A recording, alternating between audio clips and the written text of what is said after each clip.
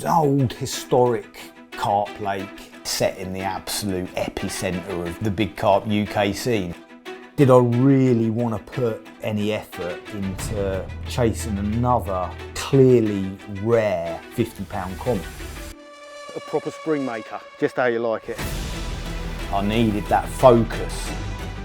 It was a big carp, too big to ignore. Well, this is one of those fish that I came up here for. You've just got to accept that there will be times on these sort of lakes where it ain't going to go your way. Got to clap eyes on them, otherwise we're just fishing blind. Another step closer to the big prize. 49. Reading's a big industrial town and you've got this pocket of absolute unworldly loveliness right there. The big uns are due. An absolute lottery game. It was like a roulette wheel. You just spun the wheel. When it was your time, it was your time. In the half light of dawn, I was just in this great big bulk of common. I'm exhausted, like wrestling with a rhino. I think there's nothing better than a little bit of background history when it comes to these sort of tales and, you know, telling a story. I think, you know, a beginning is very important. It's a lovely thing to be able to weave in a nice bit of history to a long tale, and this is a long tale. It's a big campaign that has a background, I suppose, and I want to take you right back over a decade now to a period of time I spent a lot of my time, my fishing, angling time, in Reading, chasing some of the big fish in the Kennet Valley, and it was an absolutely fantastic period of my life. If I'm honest, you know, full of adventure, full of great experiences and some of the most magnificent carp that I've ever caught. You know, I went up there and fished Burfield initially back in 2009. In that sort of area, in that Reading area, there was a sort of little selection of lakes, a little cluster. They sort of surrounded Burfield, if you like, and Burfield was a standalone Cemex water. And the other ones that were in that little cluster were owned by Reading and District Angling Association. On Burfield there was a bay called Telegraph Bay, and I used to walk it almost daily when I was up at that lake. And backing onto that Telegraph Bay was another lake, and it was called Farnham Flint. It was an old historic carp lake, dug way back, and it had a lot of history. And one of the things that I'd sort of learned was that it had been stocked way back in time with a leany strain of carp, which, you know, were becoming rarer and rarer. They were ancient old creatures by this point, and you know, that was to have some sort of relevance and bearing as this story moves on. But I eventually caught that old Burfield common, and I moved on to a lake called Pingewood, which was just over the road, and targeted a carp called the Brew, and that was a very short and sweet campaign that went very well, very quickly actually. And by this time I'd got to know a lot of the local lads and whatnot, and like you do, they wanted to have a little bit of a celebration, and one of the guys said, look, why don't we just all get together on Flint and do like a weekend, we'll have a barbecue and a few beers. What's your sort of plans? And I said, well, yeah, that would be all good for me, because I think my next adventure was going to be in the same area on another lake. It was not so much known about it at that point. A few mates had fished it, and that was called Englefield Lagoon. So that was right in the centre of this cluster. That was going to be my next move.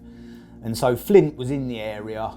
I could have a look at that lake at the same time and have this really good sort of social weekend with some great mates, you know. And so it was to be. And this was going to be my first introduction to Farnham Flint. This place just opened up before my eyes, you know. I was thinking, Christ, what have I missed here? Great big mature trees and all these little intimate bays and what have you. And as it happened, we found a big group of fish down in what they called the pads area of the lake. It was a very intimate, sort of convoluted, pathwayed area of bays and interconnected channels, if you like, smothered in lily beds. Really cool area, perfect for high summer, which it was, and the high pressure and heat that we were having on this social weekend. I mean, I think it was up to nearly 30 degrees. But walking around that pads, you could easily get lost at the time. And I remember going down these pathways and watching all the lilies knocking and whatever it is. The fish were going through the roots, and it was clear there was a lot of fish about. Anyway, we shot back to the swims, packed everything up, loaded the barrows up, and off we went, all charging into this pads area, you know, trying to pick out a suitable swim to fish to target these carp that were in evidence. I ended up sort of getting lost and found my way into a swim called the Secret Swim. It was sort of right at the end of the pads bay, if you like, and you had a long channel looking up Cottage Lane Road bank, lined with snags. At the end of the channel there was a great big overhanging willow tree, carpy as you like. It looked so good, and I was on a tiny little point that had a sort of bar running off of it, and a line of pads, and a small clear channel that you could fish up to a bush. And I remember standing on the end of this swim, this secret swim, and as I'm standing looking, gin clear water, a little group of fish came past, really close to the bank. I remember sort of almost wincing and tucking myself out of the way as they came round, literally half a rod length out, and they've wound their way round into a little bay and made their way up towards this line of snags that went up to the willow tree. So I'd already seen a patrol route. Everything sort of felt pretty simple. I was going to fish 2 rods, one right in the edge down to the left and one out onto the bush. And I remember my good friend Stuart that had photographed the Burfield Common for me a little while previously. He turned up. He's a local character, lived in the area for time, knew everything about the lakes, and had fished Flint in its absolute heyday when all the leanies were in residence, sort of thing. Caught them all. I remember him sitting there with me. We were eating the barbecue, having a few beers. Actually, Stu didn't drink, so he was probably having a lemonade.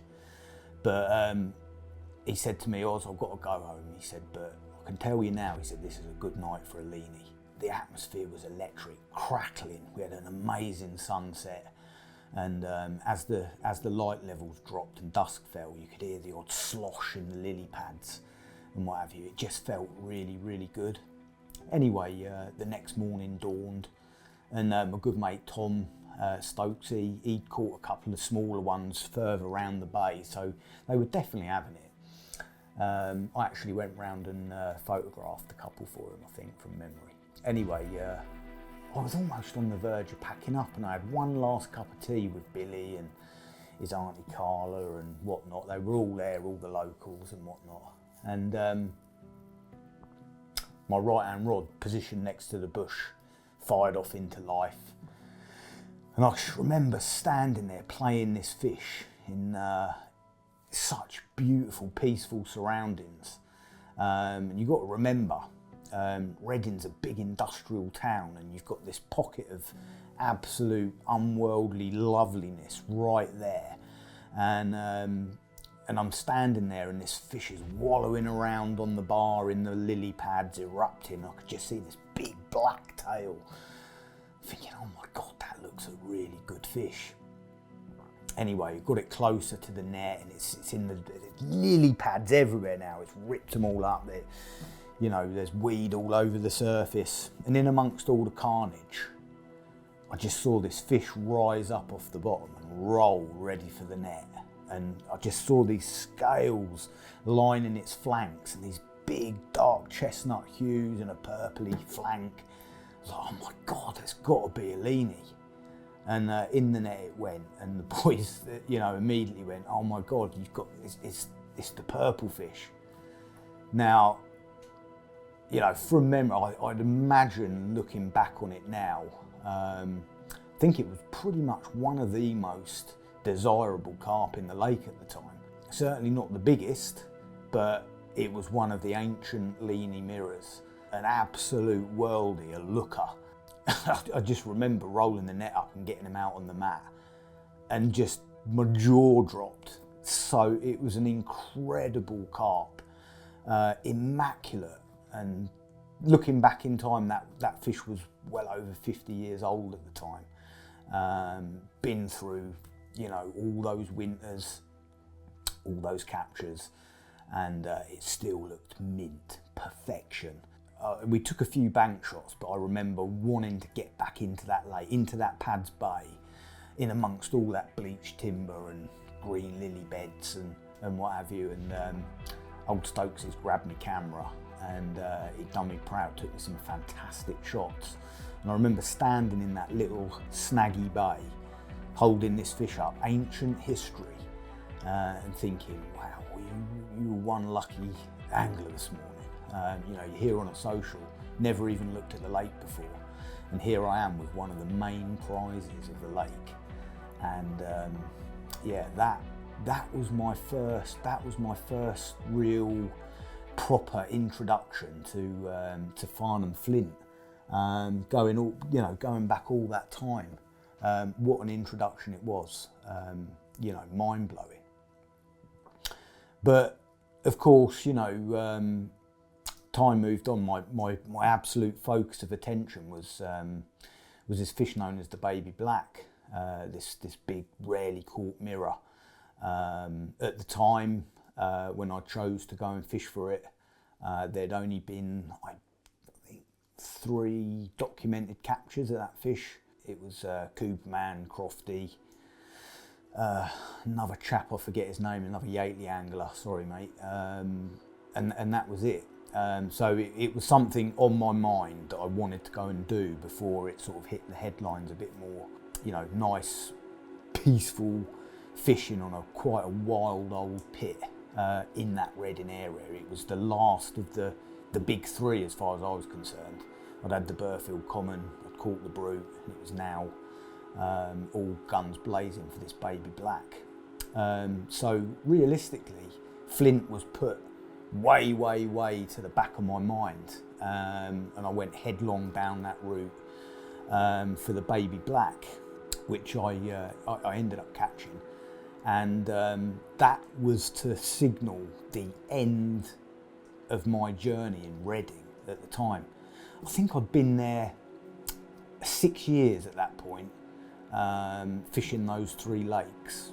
I was really keen to get back to Kent and tie up a load of loose ends on a lot of the local waters. I'd sort of had enough of those journeys on the motorway, you know, those long, laborious journeys on the M25, hold-ups, and, you know, I just wanted to, you know, get back to the overnight fishing and that lovely ability to be able to turn up on local waters and just, you know, be able to bounce between them, do a bit of pre-baiting, drop in on little opportunities and that sort of thing. So yeah, that sort of major campaign fishing in that area just sort of was put to the back of my mind.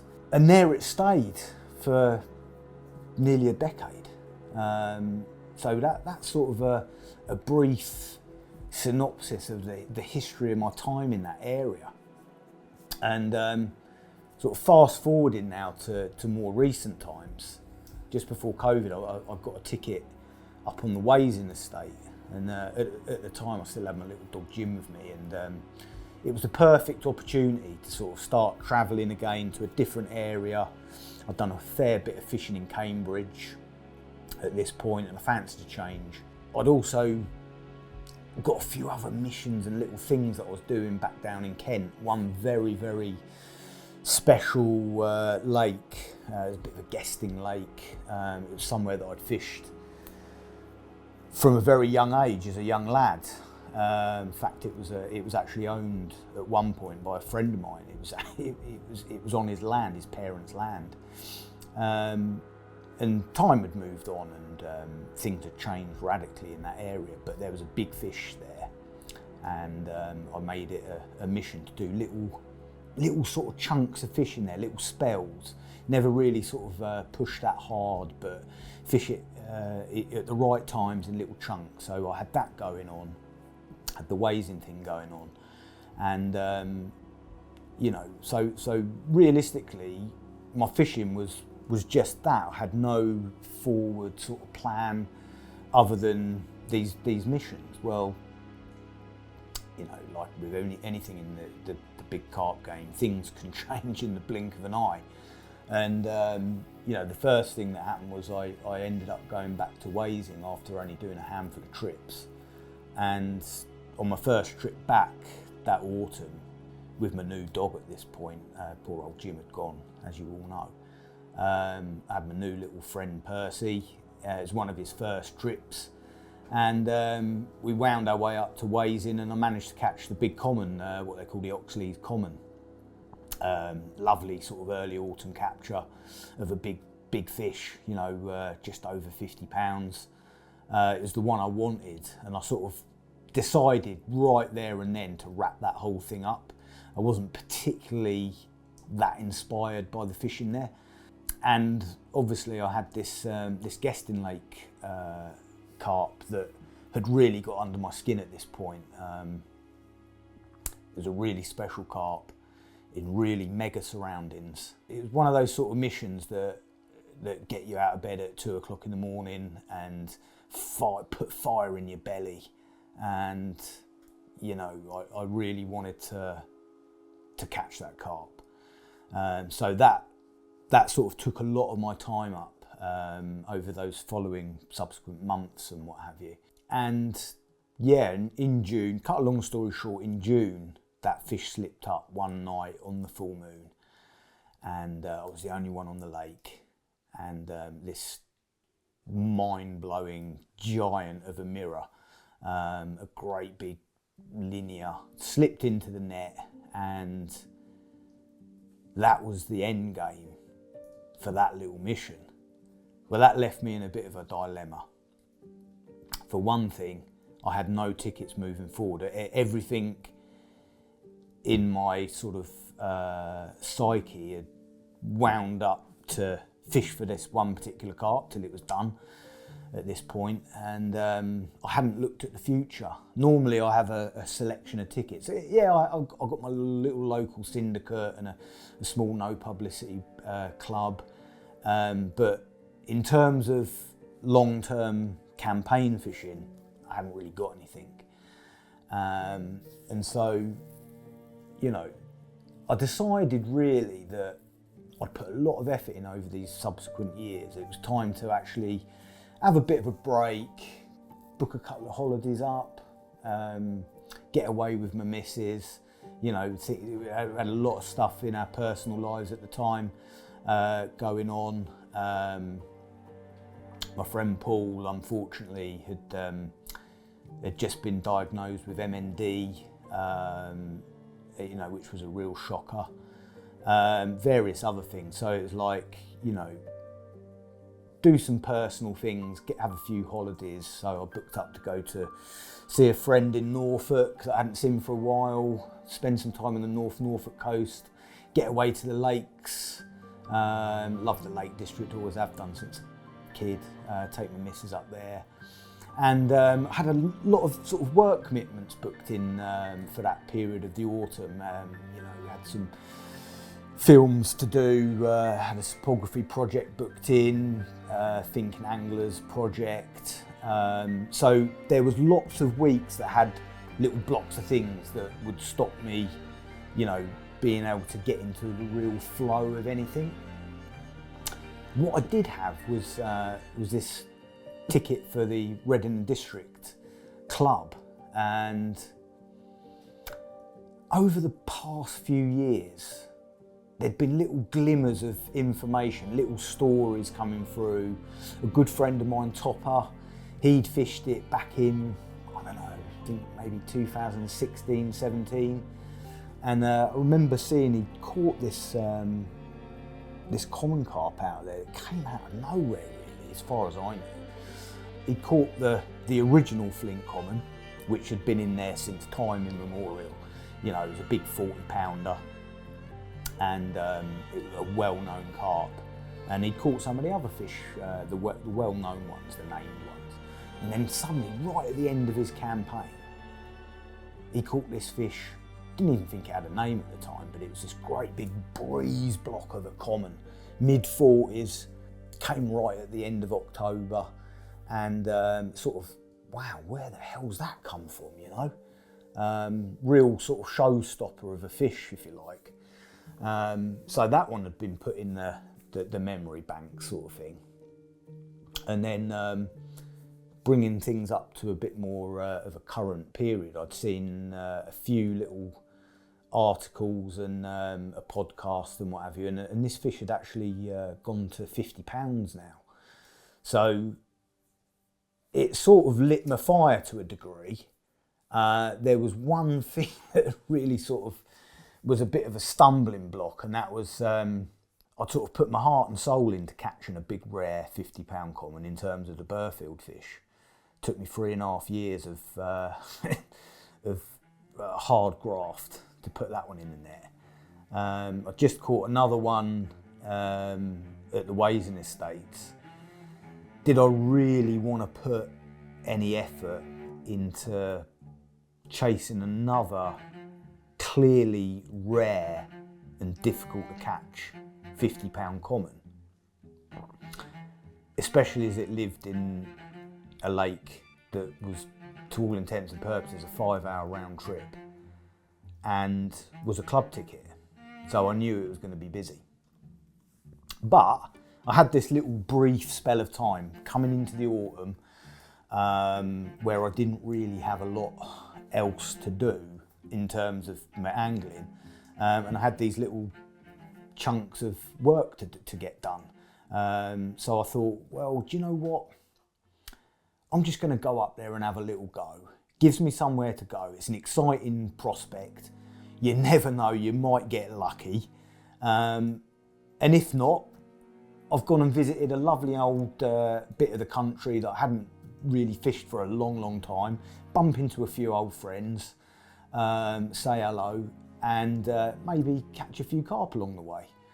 So that was the start of what is now turning out to be an epic campaign back up in the Kennet Valley in the Badlands of Reading. Getting up there for that first trip, shooting into the Calf to see piers, and I just wanted to have a walk round really, re-familiarise myself with the lake. Farnham Flint, probably one of the older lakes in the area. An unusual shape. It's around 26 acres, give or take. It's a lake of, I don't know, I always look at it as a lake of 3 sections, maybe. It's a big wedge-shaped lake with a great big banana-shaped island in the centre of it, that sort of splits it in half almost, and various little dot islands mixed in around that, and then a long sweeping peninsula with a small channel that then takes you into what we called the Pads area. If you remember earlier, I spoke about catching the purple fish from this Pads Bay. Well, that had changed slightly since, in that decade since I'd been away.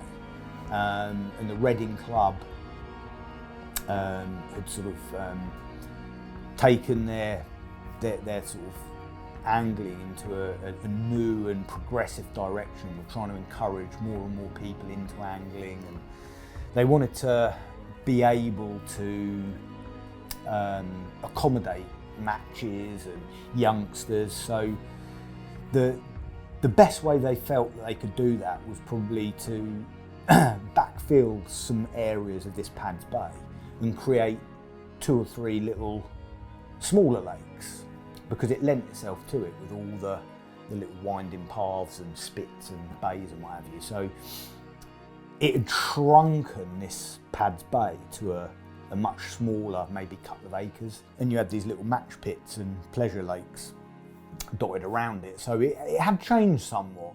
So I sort of re-familiarised myself with that area, went and had a look at the open water.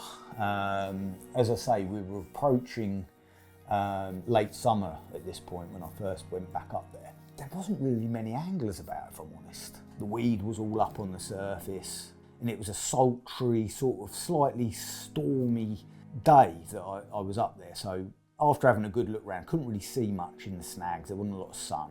But I decided to fish in the Pads Bay for my first night. It's always a great area, always held resident carp and what have you. And I set up in there, and the following day was due to be very hot and sunny, 25 plus degrees.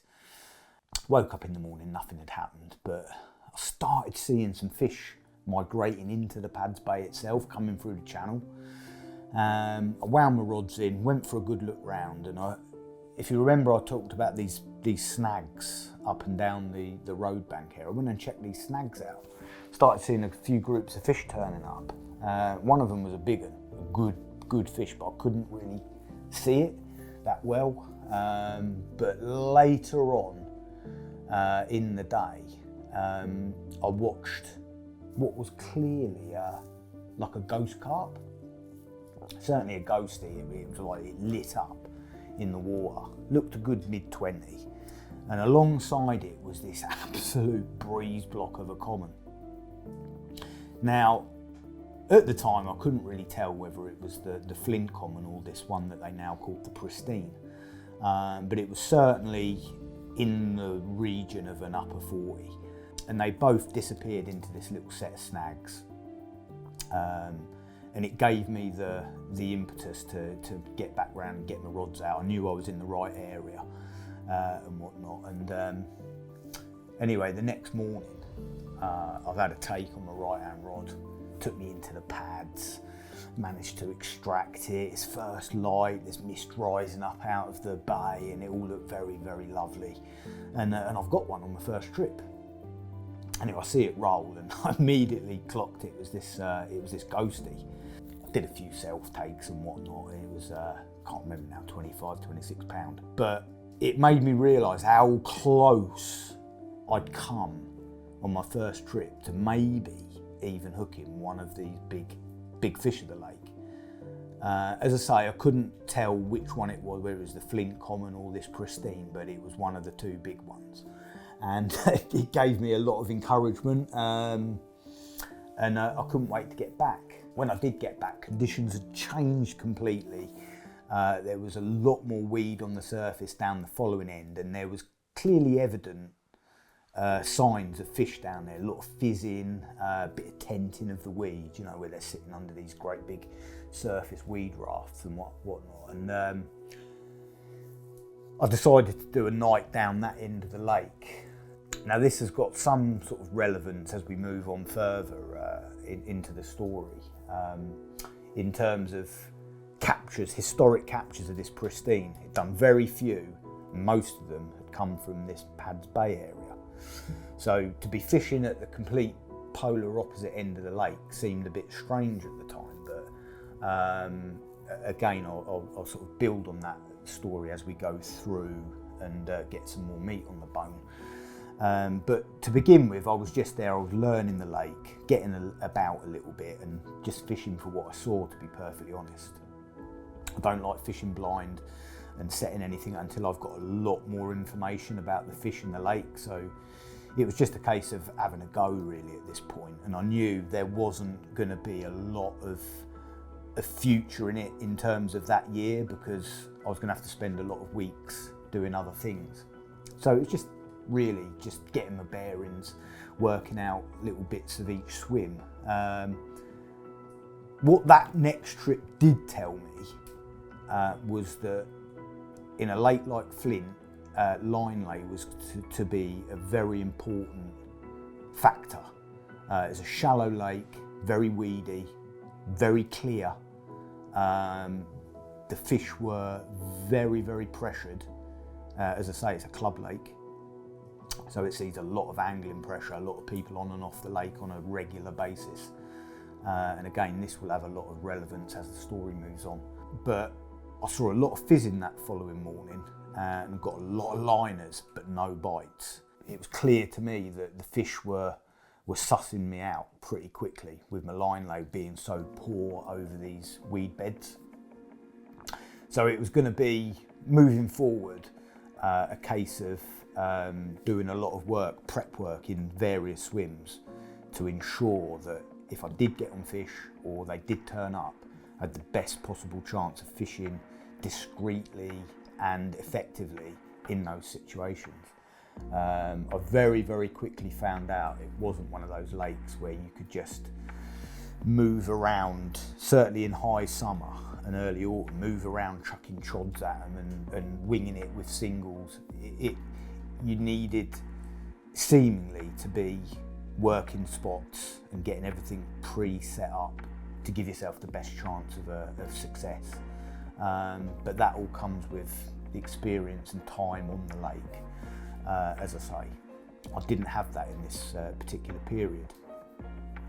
What I did have was a little bit of background information on the autumn, because as I say, my mate Topper had fished it mainly through late summer, early autumn, and he'd caught the bulk of his fish out of one area of the lake, and it was an area very close to where I'd seen that ghostie and that big common on that first trip.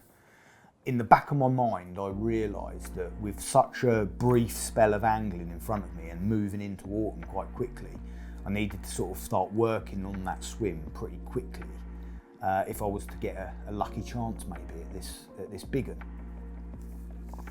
So the following trip I just moved straight into this swim. It was behind the blue pool, and it was a bit of a deeper water area. You were looking out onto a big sort of channel of water with islands either side of you, very weedy, dropping off into deeper water with a few features round to the right, and you were looking on to one of the ground of one of the most popular swims on the lake, known as the Slab. Historically done a lot of bites, so it had a lot going for it, but it did sort of make me think it was more of an autumn area.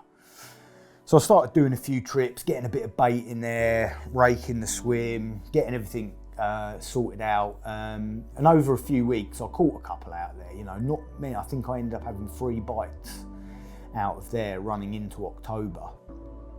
All small ones, all small sort of stockies. I think the biggest was 24-pound common. And as we sort of moved into October towards the full moon, I could see a big weather system coming in. Now, that week I had spoken to Dan, the cameraman, on the phone, and I'd seen a big fish in the swim, and I'd said it looked likely that one of the big ones was using the area. But the following week we'd got a trip to Farriers, courtesy of the Carp Society, and we were filming it for a Thinking Anglers project. Anyway, so I was away for 2 or 3 days.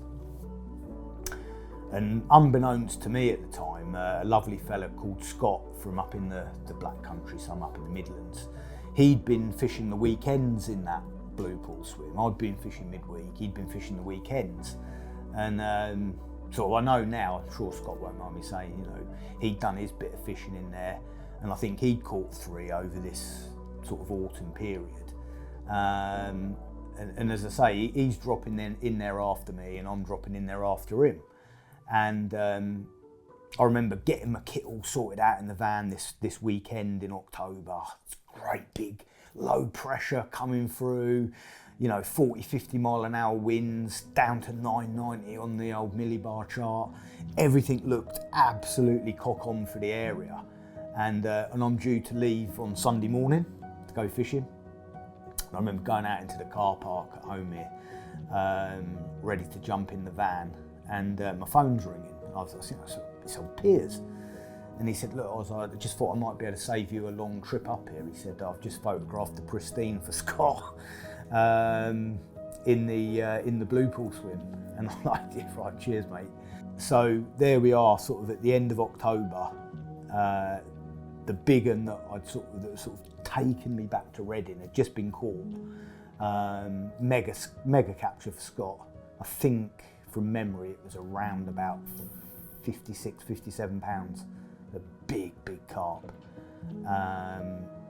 And of course I felt close myself. I was on the right lines. Everything had been, set up for that sort of moment. And I think that capture from Scott told me a number of things. I wanted to pursue that fish myself moving forward in time. It was a big carp, too big to ignore.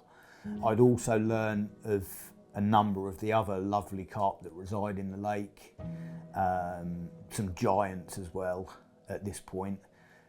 I felt close myself, and I loved the lake. It had a great atmosphere, great feeling, and I knew that I had a long winter ahead of me, planning, scheming, plotting, and looking forward to that first trip back in the spring. So that's how it was going to be. So it was a bit of a strange one that winter. Had a hell of a lot on my mind in terms of the angling, and I also had a lot going on in terms of my mate Paul.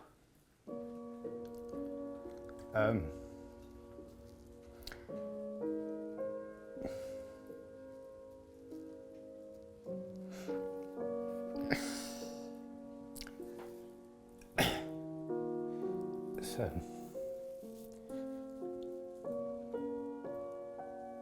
bit hard to talk about, but as I mentioned before, a very good friend of mine, Paul Forward, he'd been diagnosed with a horrible illness, MND, and obviously he was slowly dying. Now Paul had been a big part of my life for many years, in terms of my angling and friendship,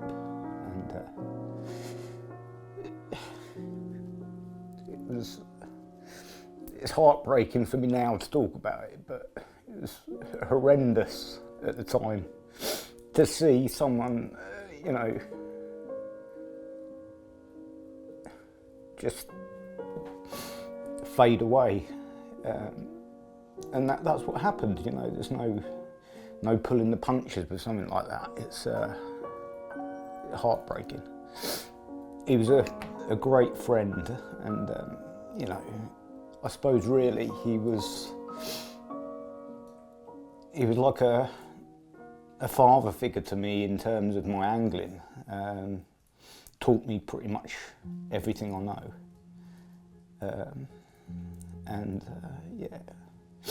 I knew he wasn't going to be there. So that winter, I spent as much time as I could sort of to-ing and fro-ing and seeing him. And luckily, as I say, I've got a good relationship with Reading District, and my good mate Dell that runs the show up there, he arranged it so that me and my friend Si Bater could take Paul fishing onto the Junction 12 lakes. And it was mega, I just remember Paul had his little electric bike at the time to get around, and we picked our swims, and Paul caught one. It was amazing. He could barely lift the bloody thing, but he was determined to be there, and we were determined to be there for him. And I'm forever grateful to Dell for letting us have that opportunity at such a late stage in Paul's illness. But anyway, eventually I was sat with Dan actually over at Elstow in the winter, and I got the phone call that Paul had gone into into the hospice, and it was going to be game over. So yeah, a very difficult time, and yeah, there was a lot to sort out. Around Christmas time, we'd spoke to Paul, and I wanted to organise some sort of charity thing. Paul had spent a massive amount of his time supporting MND over the years at the Lengerd events at Linear, and I wanted to sort of you know, re-energise that thing, bring it back to life again in Paul's name, and you know, they were so helpful, Chris Blunt and what have you. That, you know, everyone in the angling community basically came together in the most amazing way to support that event and make it happen. And it took, you know, it took a monumental effort. I knew it was going to take a lot of my time up, but I wanted to do it, and it was. It was so well supported. I've got so much gratitude to everyone that supported that. It just made everything feel so much more lifted after losing Paul. It was a very special event. Dawn came, Paul's wife, Fran, Len's wife, and it just made it a really special thing. Dave Lane, he helped me sort of get it up off the ground, and everyone just supported it in the best way. So yeah, that was amazing moving forward. But that was a big part of that year. That's what I'm trying to say. Losing Paul was, you know, it was a big part of my life. But to sort of make things a little bit easier, I'd been round to see Dawn, and I bought a set of Paul's reels off of her. I wanted to have something that he'd used throughout his angling, and to be able to use them in my angling. And so I bought a set of Paul's reels, and it just sort of, you know, it felt right. It felt the right thing to do. Anyway, I'm now sort of also planning my fishing, and you know, one of the things I like to do in, you know, coming out of winter going into spring is to look at the weather and look at those moon phases and everything seemed to be coming together for this April full moon, the weather systems, everything. So I planned my trip around that week in April. Big northerly winds, going to be a bit cold. But you had this great full moon phase coming up with a sort of pressure drop towards the end of it. So everything looked perfect, if you know what I mean. And when you're doing these travelling campaigns, you want those first few trips to be just that, perfect, good weather, good chance, planned with a almost military sort of style. All your kit sorted out, your bait. And the good thing about this year is that I had the chance to get on a brand new bait. I'd got the sample batches through, everything looked perfect, smelled lovely, tasted nice. And I was buzzing to get going, you know. I really wanted to put all of my effort into this season, you know, for a number of reasons, all the things I've just spoken about, you know. I needed that focus. So I was gagging to get back up to Flint. Coincided it with the moon phase, as I say, and I remember getting up there. It was a moody afternoon, and there weren't too many people about, to be fair, which was good. I remember walking round towards the Pads Bay, and this swim that I'd mentioned in the past, called the Slab, popular swim, but commanded a great big chunk of water, islands either side of it, and with this northeasterly blowing, I noticed straight away that there was a big sort of slack eddy of flat water out there, protected water, and in the spring that's the sort of thing I'm looking for, you know, a bit of shelter, gets a nice bit of sun, but mainly protection from these cold winds. So legged it back to the van, chucked a bit of kit into the swim, and carried on my walk. Just had a brief look around the pads, didn't really see anything in the snags. So time was moving on. It's getting dark early-ish still at that time of year, early April. I made the decision to drop back into the slab. I remember standing there looking at the water for about half an hour, and before I'd set anything up and whatever, and I saw 2 fish show right on the edge of this slack water. So it looked like I was in the right sort of zone, had a bit of history, and just looked really, really good. Set everything up, got the rods out there. I'd actually fished the swim, I think, once the previous year. I did one night in there before moving, so I had a rough idea of the topography, where I needed to put my baits. Got the rods out quite easily, a little bit of bait, and that night, from memory, I had 2 bites, both stockies, both in the night. I just took a couple of shots on the mat, slipped them back. And then the weather, the wind just calmed down the following day. It was very cold, but we had less wind, a little bit of mist rising off the surface of the lake, and just looked ever so good. Things were improving. You were going to get this pressure drop on the following night, coinciding with the full moon. So I made sure that the rigs were tied with perfection, reeded all my knots, got the rods wrapped up perfectly, nice drops for the night, a little bit more bait. Wasn't using a huge amount of bait at the time, just a few chopped tigers, a little bit of this new bait, and a little handful of hemp. That was my mix. Typical spring, just a few spoms out there to get the fish grubbing about, nothing too much. Rods went out sweet for the night, nice calm evening, beautiful sunset. Remember, this swim, you've got the most incredible sunsets in there, a beautiful vista with these islands either side of you and this little dot island looking out over to the Kennet Valley. A real cool swim. And I settled back in thinking, you know, I've had a couple of bites, first trip back on the new bait. Everything was looking, you know, rosy. Cold night, really cold. I remember getting in the bag early and thinking, blimey, our temperature's dropping, not great, but you know, I've caught a couple, I'm happy. I think it must have been about 5 o'clock in the morning. Remember, because that time of year, it's a thing up in Reading, that area, it's notorious for nightingales. I can remember hearing them singing away, you know, and you get that sort of half light at that time of year. As you're coming into dawn, you get that sort of half light. And I've had a couple of bleeps on the left hand rod.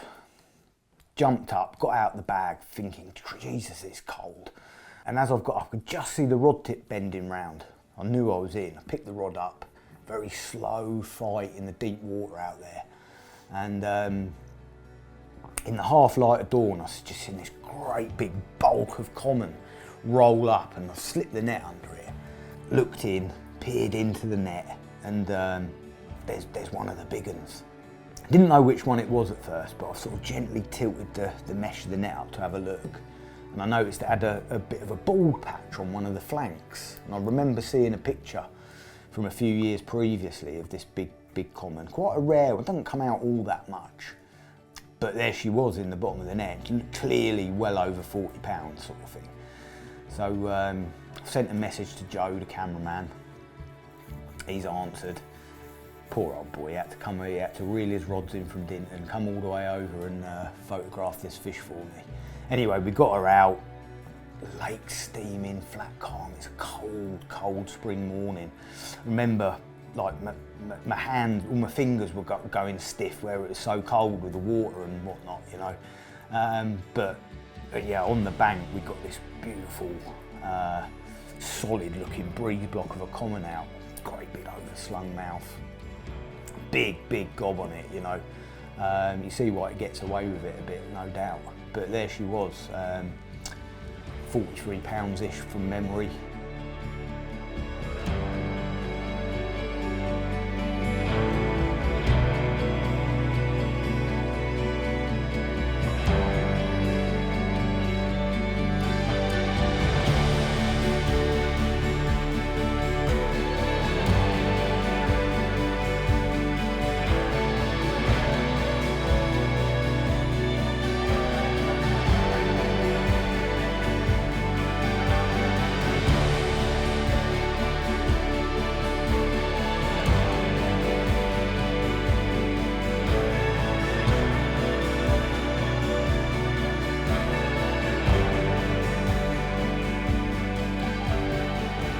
what a start to the spring. You know, first proper trip back, 3 bites, a big one, a big rare one as well, rarish, on the new bait, on the moon, everything coming together, a swim that I hadn't really fished a lot. It really was one of the best starts possible that you could have had back. You know, it lifted my spirits, and yeah, what a trip that turned out to be. You know, the perfect return, to be honest.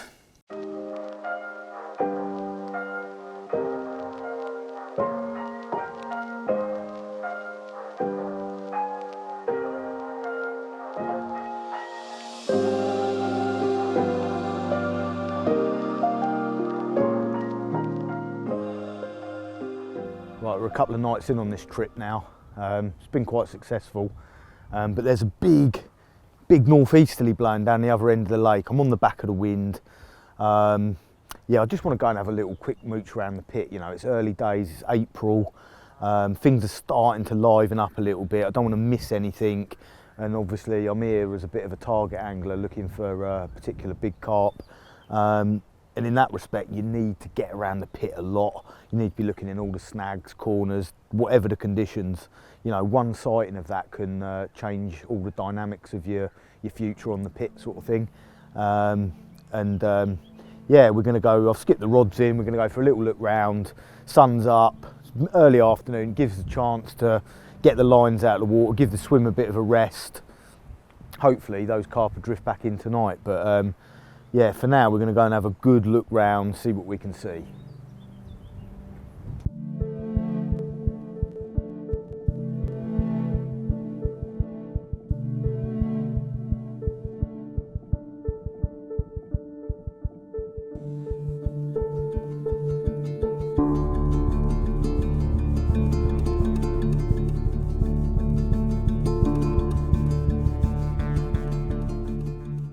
Got to clap eyes on them, otherwise we're just fishing blind out in the pond for bites.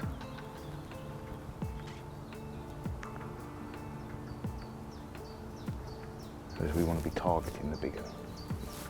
Seeing her, nothing better. Just a bit early, you know, mid-April. Probably been weather dependent, it's been so cold, and that hasn't really helped these edges at all. Even though you've got cover and snags, just got that feeling they've spent more time out in the pond. But yeah, for May, this is looking prime. Just need to see her in here.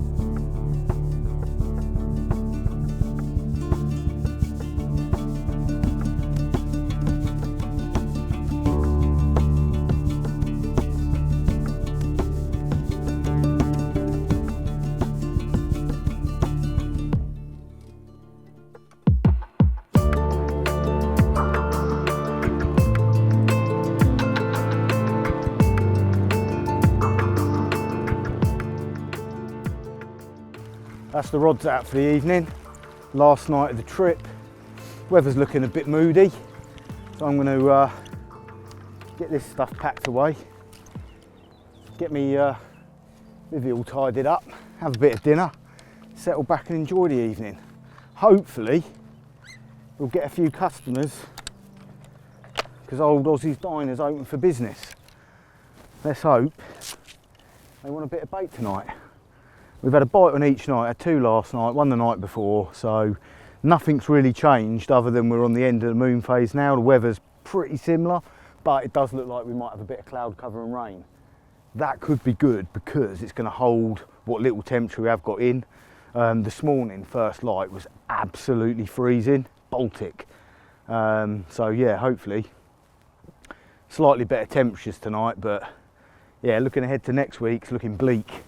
0 temperatures at night, not getting into even double figures during the day. So yeah, I mean, if I could get to drop back in this swim with that bit of deeper water out here, I'd be quite happy. Should never plan ahead, but looking ahead isn't a bad thing, you know, have an idea of what you want to do. But yeah, we'll see what happens next week. For now, we've got tonight to look forward to.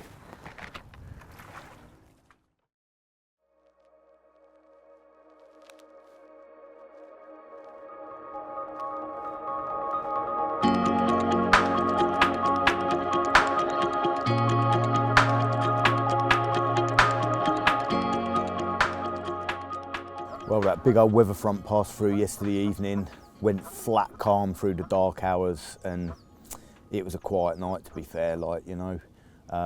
Once that wind dropped, I just felt that those fish would back off of the pressure.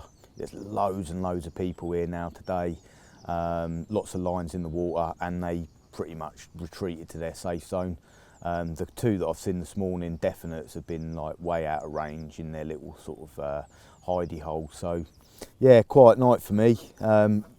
It was to be expected, but it's been a really good trip. You know, started off with the big one on the first night, and then 2 bites on the second night on the back end of that moon phase, and then it's all just sort of petered out and fizzled out. So yeah, just going to ride the morning out, get the rods in about midday, and I'll be back off to Kent before the afternoon rush, I think. But yeah, good trip, learnt a lot. Everything's sort of, you know, panning out for these next few months.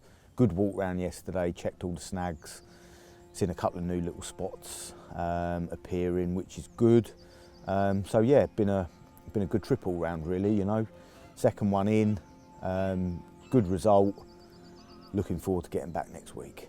We're now running into very early May, and the following trip is it's a funny one, really, because it almost never even happened. And when you look back on things like that, you know, it just shows you how these stories unfold and weave their magic.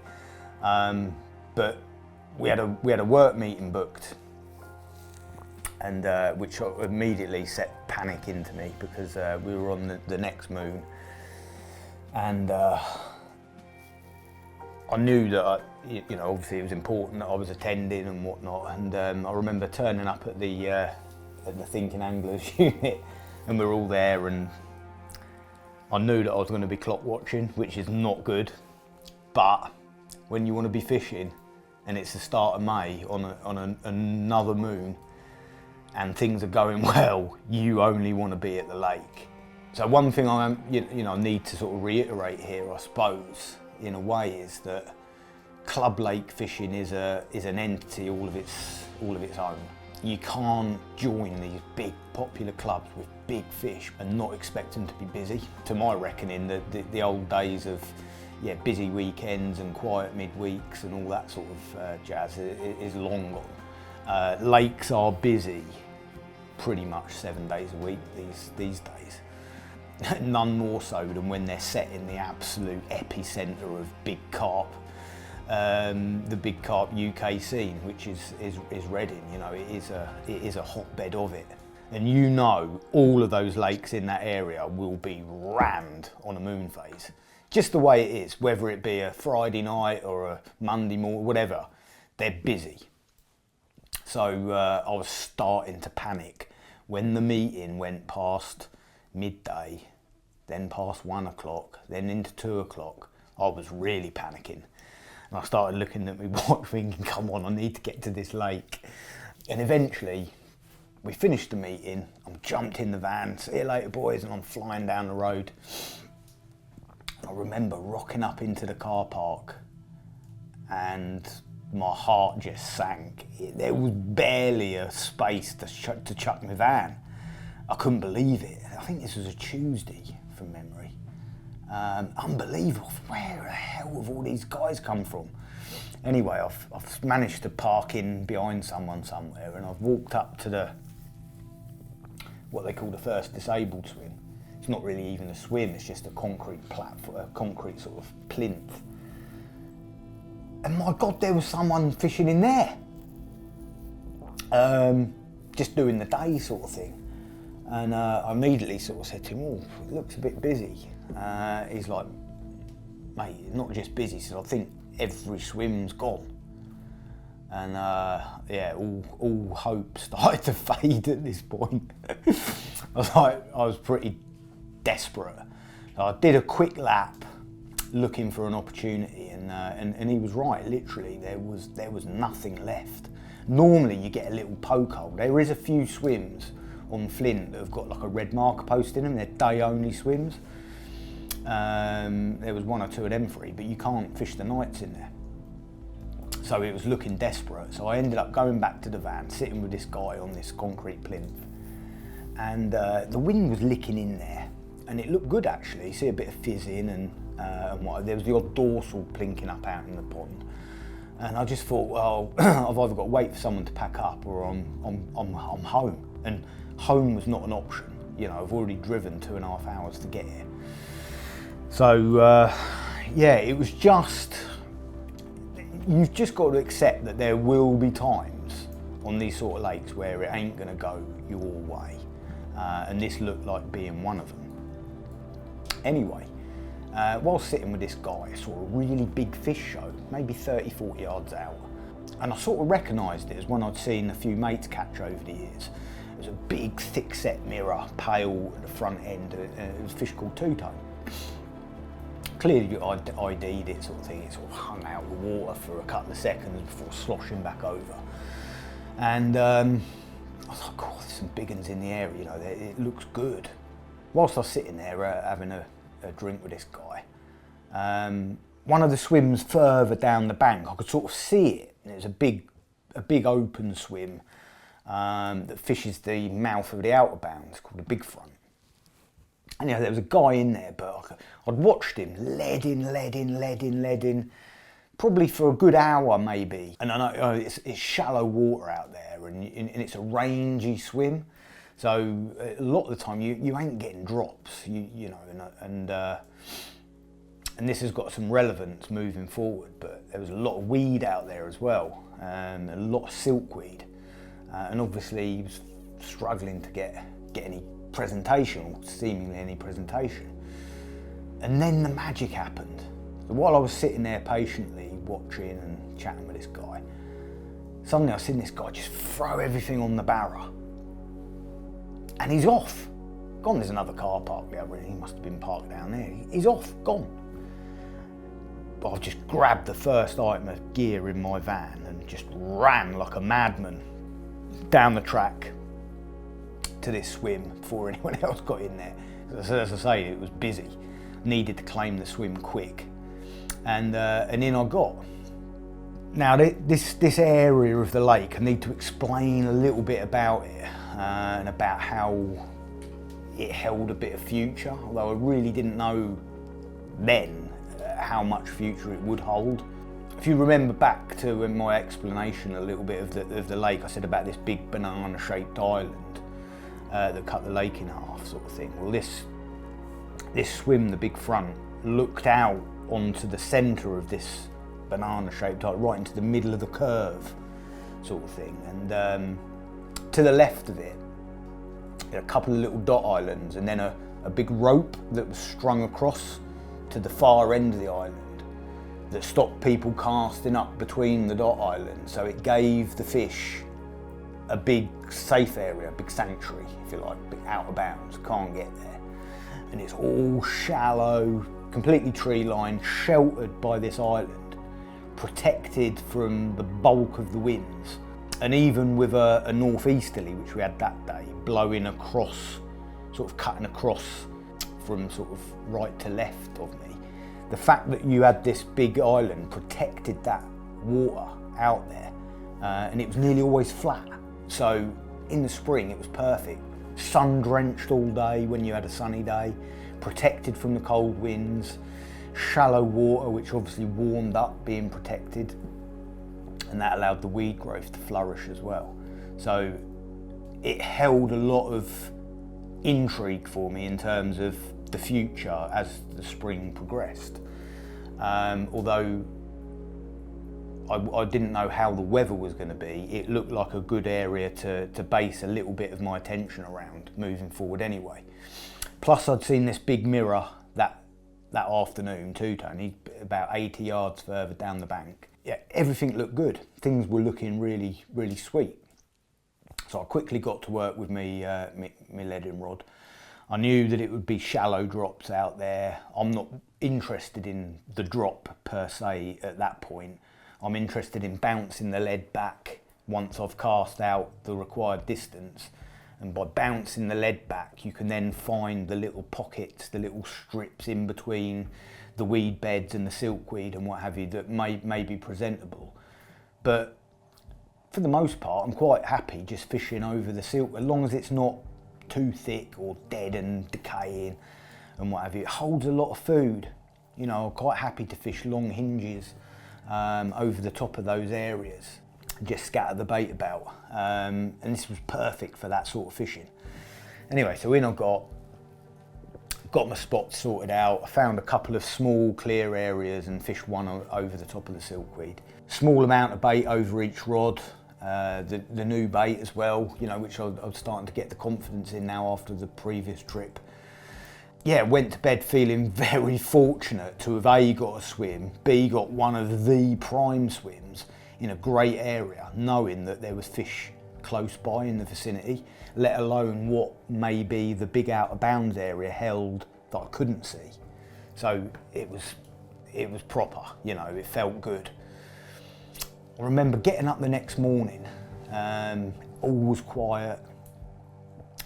I think I saw one right over under the tree, under the canopy of the island sort of thing.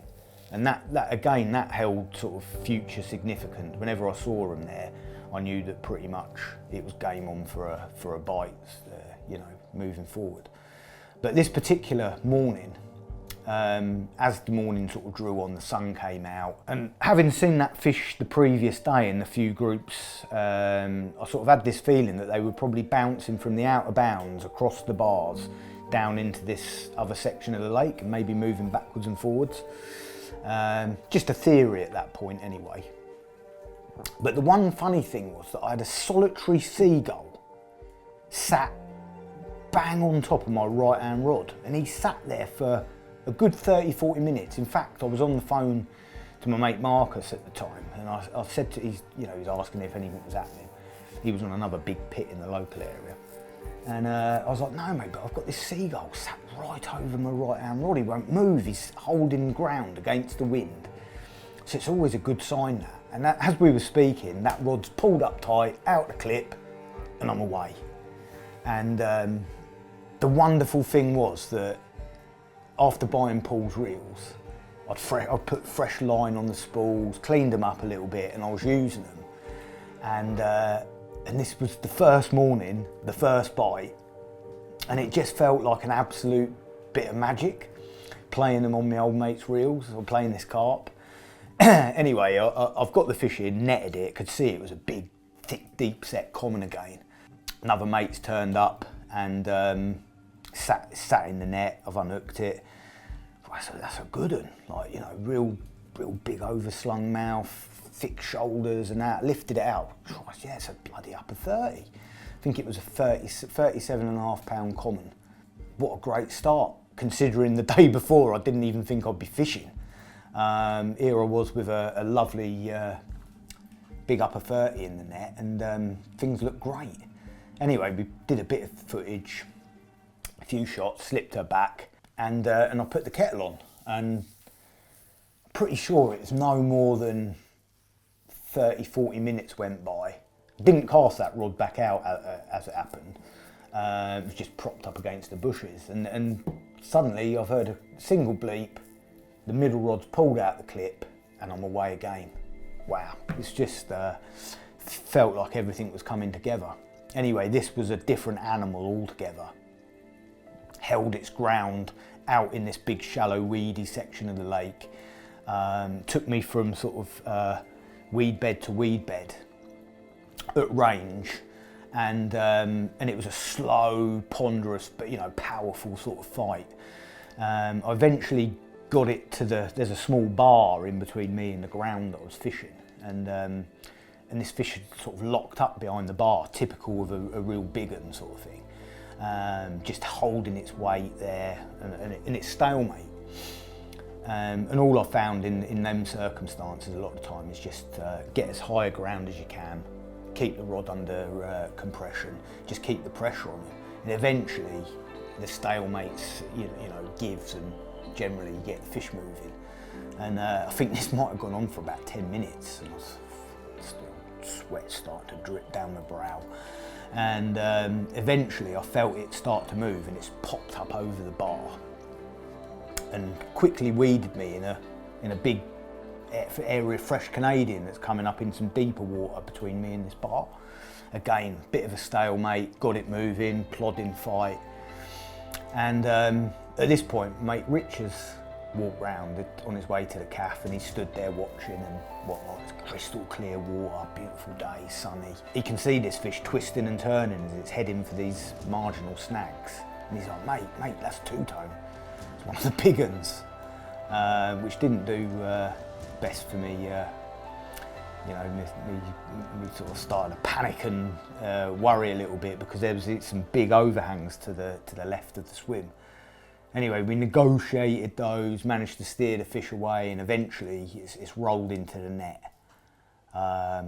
Clearly a giant of the lake, big, wide shoulders.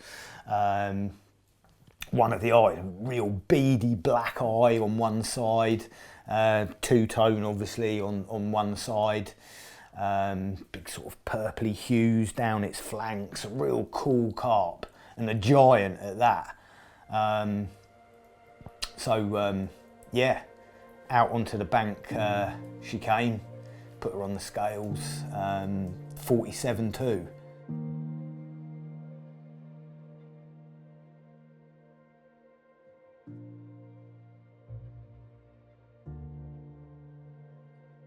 Second bite of the morning.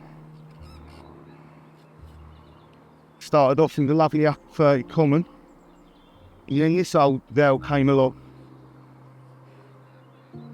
Proper old character of the lake, 47 pound 2 ounces. Well, this is one of those fish that I came up here for sure. Didn't know quite how big she would be, but my good mate Rich was manning the net, and he informed me that that old mirror that I was playing was one known as two-tone. Ooh. Definitely one of the old warriors of the pit, and a welcome one, just a proper spring maker, just how you like it.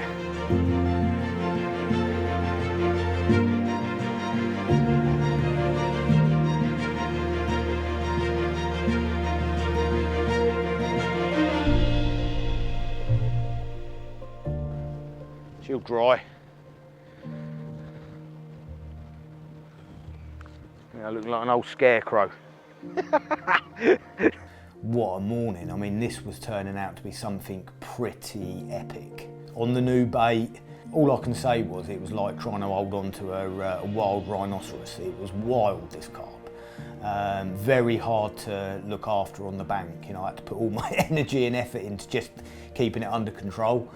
So we eventually got a few shots, and I was chuffed to get her back into the water, if I'm honest, where it's nice and safe, and released her back into the cool waters of Farnham Flint, and it was one of the big mirrors under my belt, a real special moment, I suppose, and that called for a celebration, and it also called for a phone call to Dawn, Paul's wife, to let her know that I've just had a couple of giants out of the lake on Paul's reels, and that felt a special moment, being able to do that. Really filled me with a whole lot of joy, I've got to say. Hello, Oz Holness mob. Hello, Dawdy F mob. Hey, I've got some funny news for you. I'm up here filming in Reading, and yeah? before I cut, of course, I had to put some new line on them reels and put them on my rods, didn't I? I thought Yeah. I've got to use them now. I've got them. This is like having Paul with me fishing. All I've got to do is have that funny thing where you get like a wet flannel and squeeze it like yeah, oh yeah, all that. Yeah, that's it. Yeah, so I've done all that. Yeah. Come up here first night with S reels on me rods and that. I've only had a 37 and a 47. He was, mate. Can't even make it. You Dawny, you can't even make it up. You can't make it up. God, that's so exciting. He was looking down. He was looking down, wasn't he? Going, "Go on, Ozzy, you clown!" Oh, you clever boy. That's so cool. Honestly, with the new, oh mate, you can't. Honestly, Dawn, I can't even tell you. Made up. I made up for you. I just couldn't believe it. I could not believe it. I was going, "Go on, F!" When I got the first one, I was going, "Go on, F! Got a bite for you, mate." It's mad, isn't it? We daft, didn't we? But how wonderful! I thought, I can't even wait to tell you. I've got to tell you now. How long was it in between the two bites? Less than an hour. Oh my God! Right, okay. Less than an hour. So I got the first one. Just got. Come back down to earth. I'd hardly come back down to earth, and he's going, "Go on, son, you can have another one." I couldn't wait to tell. I thought, I've got to tell you. I've got to ring you and let you know, because it's just a bit of absolute magic. Absolute magic. Oh, just so fantastic.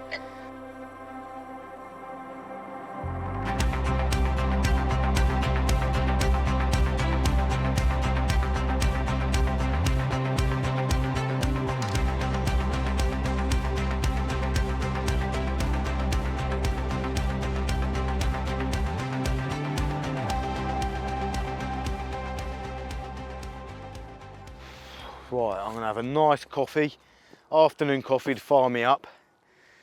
Then I'm gonna tie some rigs, feed the dog, feed myself, get the rods out, sort of dusky, get the bait out there, settle the swim down, crack a beer open, all with that anticipation of tomorrow morning.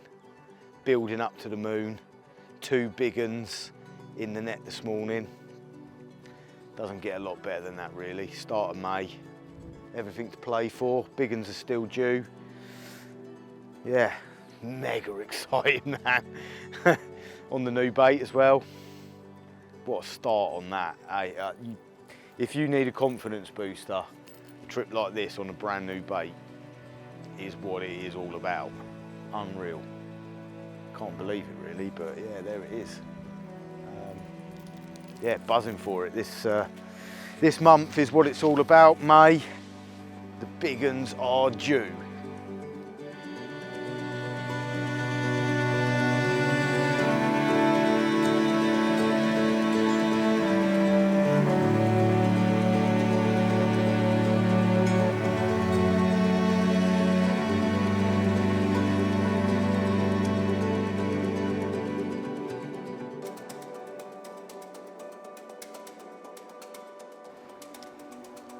Come on, wind, give us a break. Just want a little bit of leeway here. Just a little bit of leeway. Come on.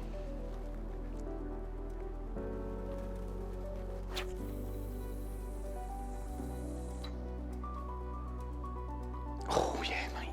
Yeah, mate. Yeah, mate. Yeah, mate. Yeah, mate.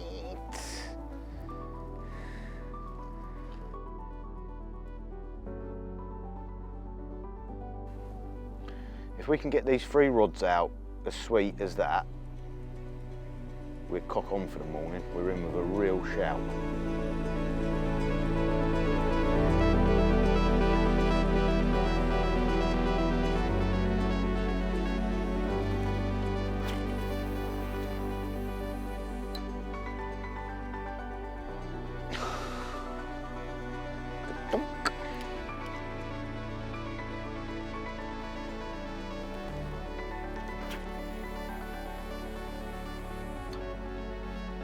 No. Gash, mate. Right. Let's get this a bit better.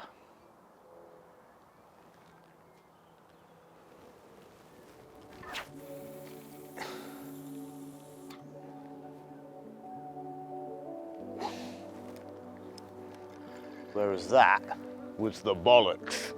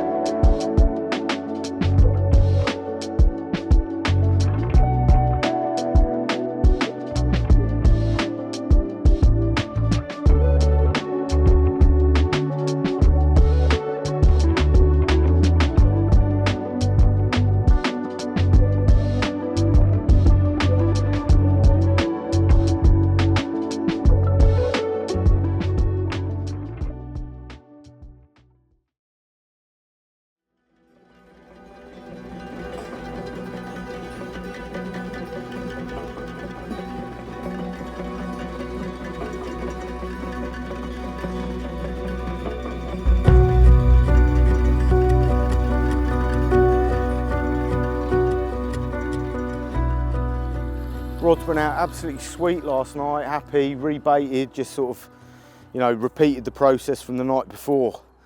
The only thing that was concerning me was that the wind picked up pretty savage. East, you know, really cold wind, pumping in through the area, ripping through the bay really, and I was a bit worried that the fish might have done the off. But yeah, no, quiet night, got up first thing this morning. Within the time it took to boil the kettle and have a coffee, you've seen one clatter out over the back there, you know, just like tight to the island. So that was the first clue that they were still about. Hour later, another one's clattered out, just slightly more to the left. So that gave me the sort of all the clues that I needed to sit tight and stay put. They were still here. But yeah, the morning dragged on, nothing really happened, weren't seeing anything, nothing happened on the bite time. And then with the sun out, obviously, we just took the time to get some panoramas of the lake and what have you. And yeah, sure enough, lo and behold, the carp were all held up in their little sanctuary in the out of bounds, up in the corner, back of the island where I'm fishing sort of up to the entrance to that sort of thing. So yeah, just got me thinking that, you know, the group of fish that I found when I got here on Tuesday had moved through the area on that first night. I'd picked those two fish off, and you know, with a couple of their mates caught, they've just retreated to that sanctuary area, and I don't think they weren't coming too far out to the danger zone, if you like, you know. So yeah, basically, I'm going to leave two rods exactly where I had the bites from, and I'm going to shift one rod slightly left, just a little bit closer to them, but I don't want to sort of shut the door on them and stop them coming out. So I'm not going to go too long, but yeah, you know, with these carp, they're pressured. You know, there's literally not swim free on the lake. Everything's taken. It's the big moon week.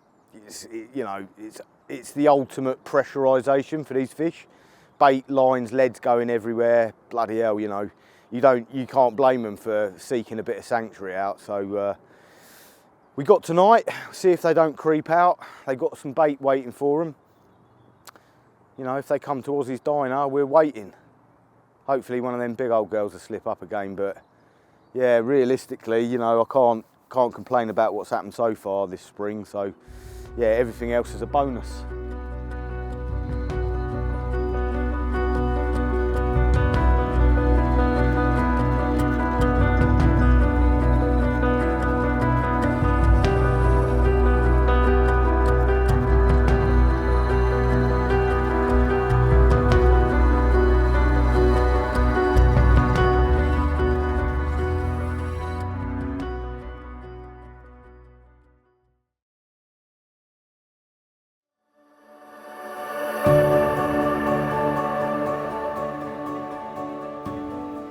Bang on the new full moon now.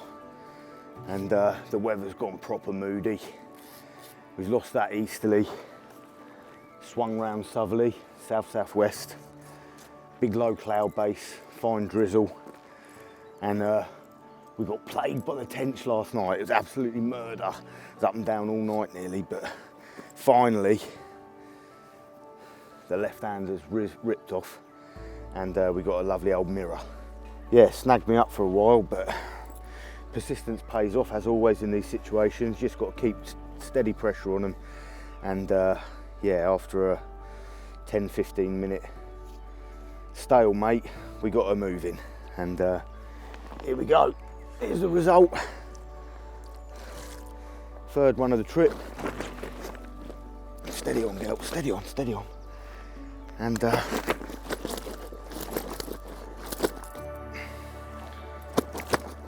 another very, very angry carp, as you can see.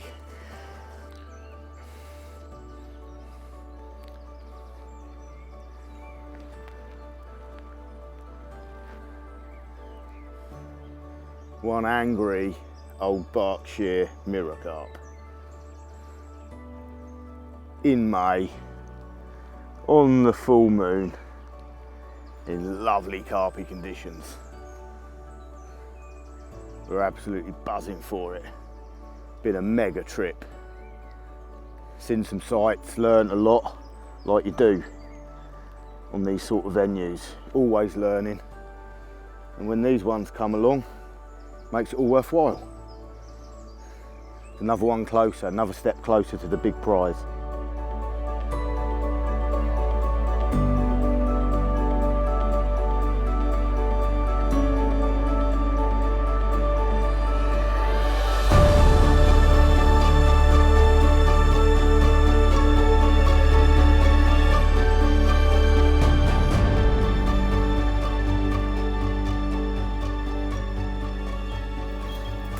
Here we go. Got to concentrate here because I'm on very shallow ground with a lot of weed. I've got a big bar to get her back over. It's amazing. We just had a big old rain shower, proper moody this morning, and literally within seconds of that rain stopping, that rod's melted.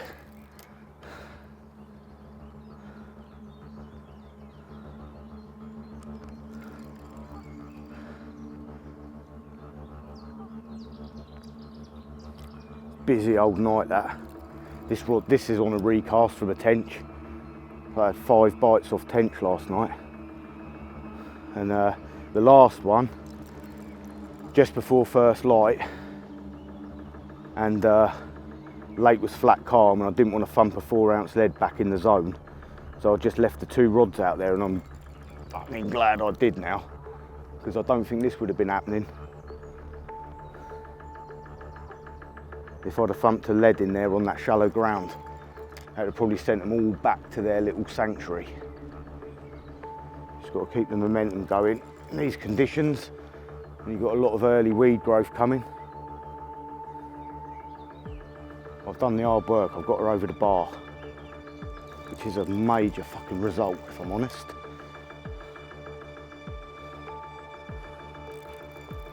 Quite a nice one and all by the look of things. Good fish.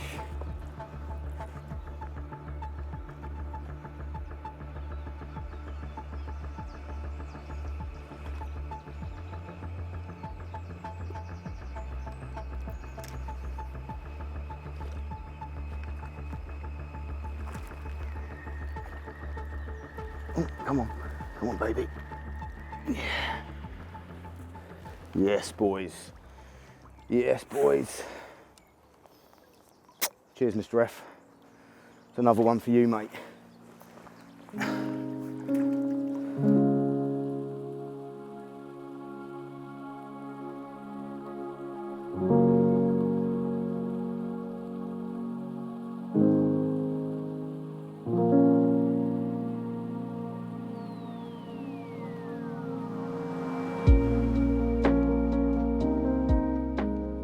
Well, as mirrors go, they don't come much better than that.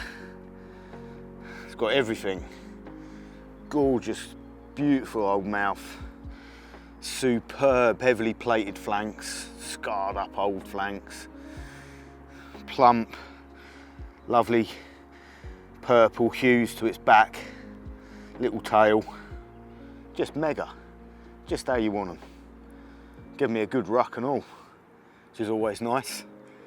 Memorable May mornings, that's what it's all about.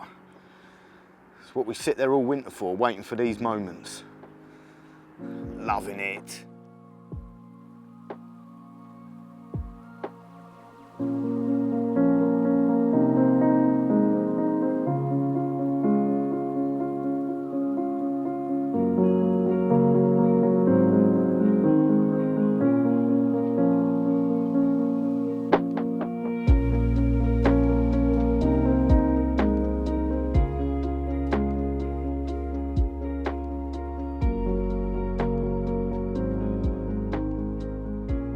That trip finished up with another couple of lovely old flint mirrors leading into the moon.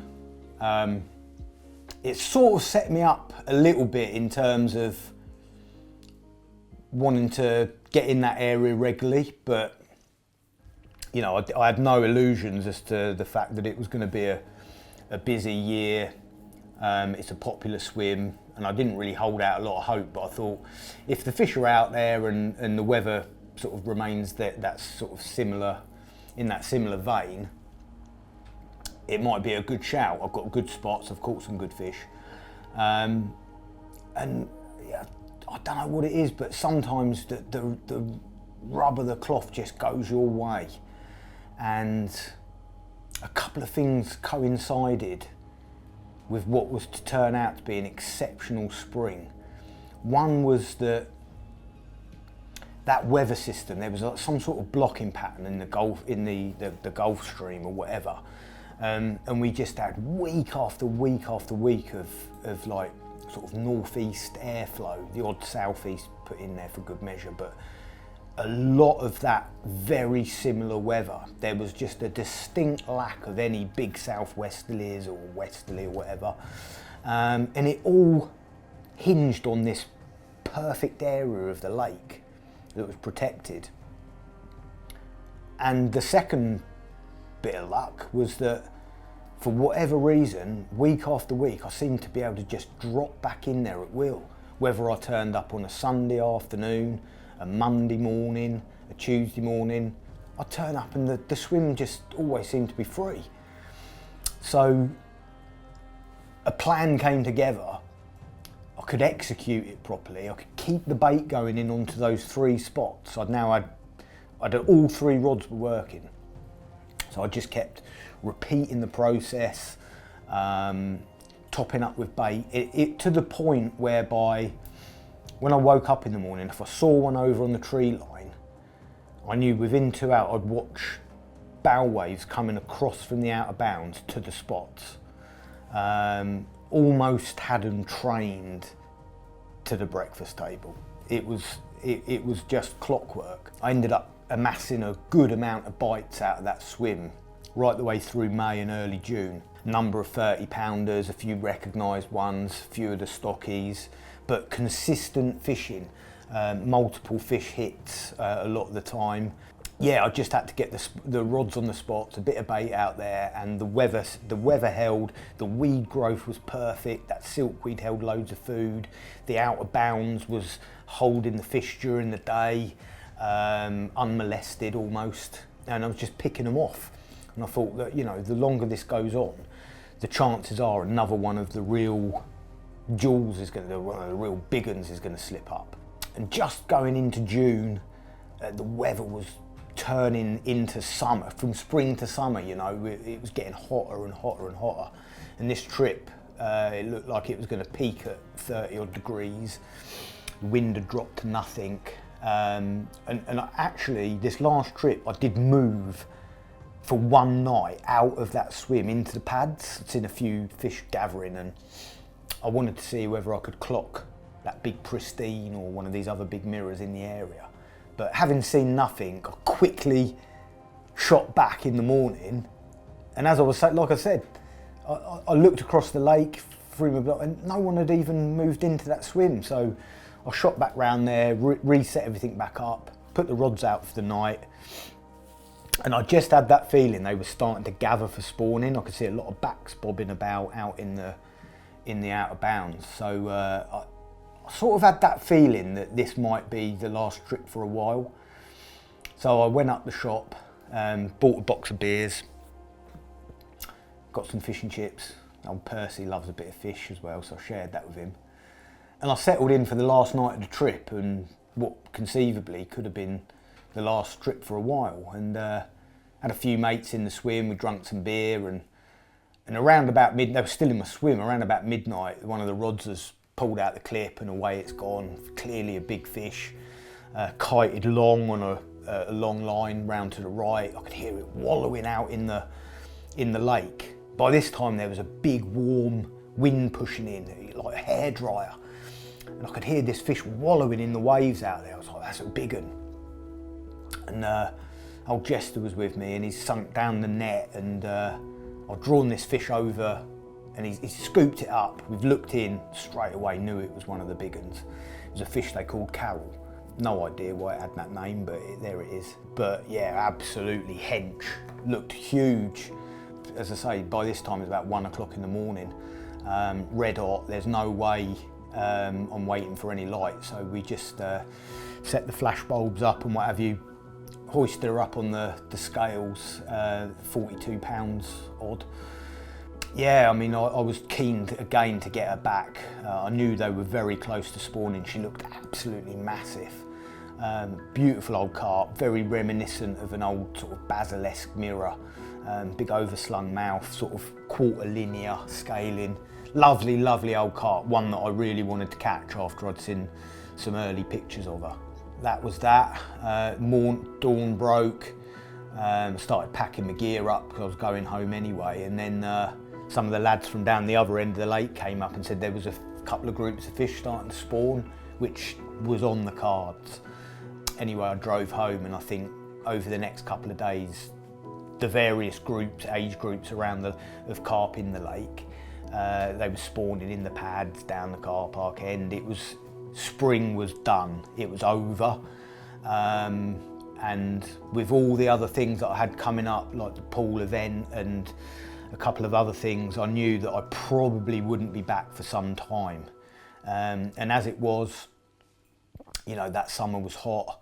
I did have a couple of trips back up to the area to have a look about. The lake was very, very weedy, big brown algal blooms, the fish were down in weight. And I decided at that point that I'd probably be best off spending my time a bit more wisely and doing some nice trips on the local syndicate water, having a bit of a break, bit of a reset, some nice quiet fishing instead of the mad club water stuff, you know, and I'd sort of get myself back there, tail end of the summer, ready for that run into autumn. Time was sort of slipping away quite rapidly. The weed was phenomenal this year. It's them signs from nature that tell you all you need to know sometimes. There will be something happening somewhere, you just got to grind it out. Yep. Pure Reading history. There was no doubt in my mind that the Pristine was in the arena. I just had to go fishing. Yeah, boy. A good morning. It was like a roulette wheel, you just spun the wheel. When it was your time, it was your time. I'm just about to lift it and we've just heard one of my other rods going into meltdown. Don't get any better than that.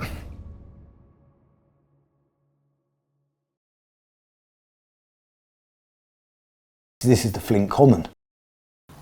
I think we got him.